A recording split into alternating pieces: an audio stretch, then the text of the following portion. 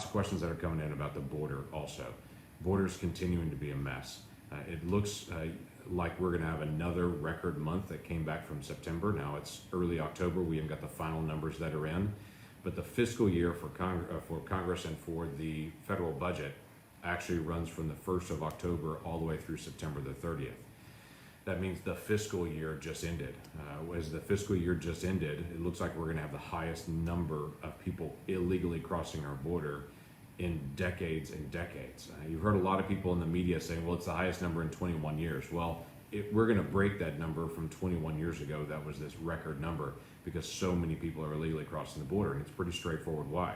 On January the 20th, Biden changed all the rules on immigration and said President Trump was mean, and so we're going to be nicer to people. And what's happened is we've had a flood from all over the world that's actually come on our border because we're the greatest country in the world and everyone wants to be here. It's not hard when you're the greatest country in the world. If you don't restrict your borders, people from all over the world want to be able to come. And I understand there are progressives here in DC and progressives in Oklahoma that think we should just open our borders up and let anyone want to be able to come. But that collapses our economy, it collapses the basic functioning of our schools, of operation, all those things.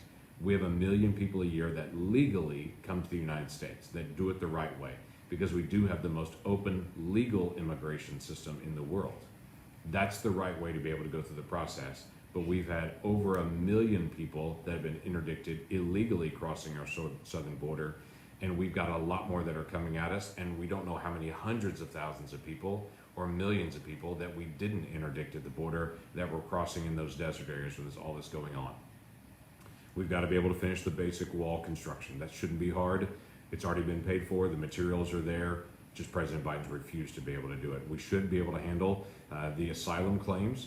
Again, this is not hard. This is policy that was put in place during the Trump administration to deal with asylum claims, to be able to have an orderly process on that. Crazy as it may sound, the federal courts have actually stepped in on the Biden administration and told them that they have to redo and put back in place what President Trump had in place for dealing with asylum claims, to have an orderly process rather than just release them into the country and say you can go anywhere you want for the next 3 years. Here's your court date. We have well over 100,000 people that this administration, the only administration ever in American history to do this, we've got well over 100,000 people that they just allowed to come into the country that we've not done all the work on at all. And they've just said, when you get to some spot, check in at an ICE agent location and we'll start getting you a court date in the days ahead. No administration's ever done that. So we have a very open border.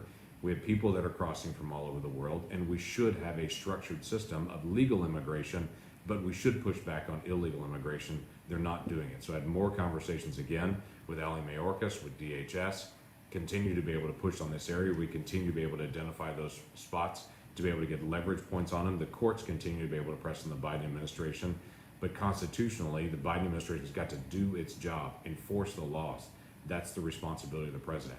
So we'll continue to be able to accelerate into this. We are making some progress and having some areas that they're actually having to close the loop on, but we have a very long way to go on this. I'm proud of Governor Stitt, actually, for going to the border and actually addressing this again and continuing to say every state is a border state when drugs are coming in to every single state in America, including Oklahoma.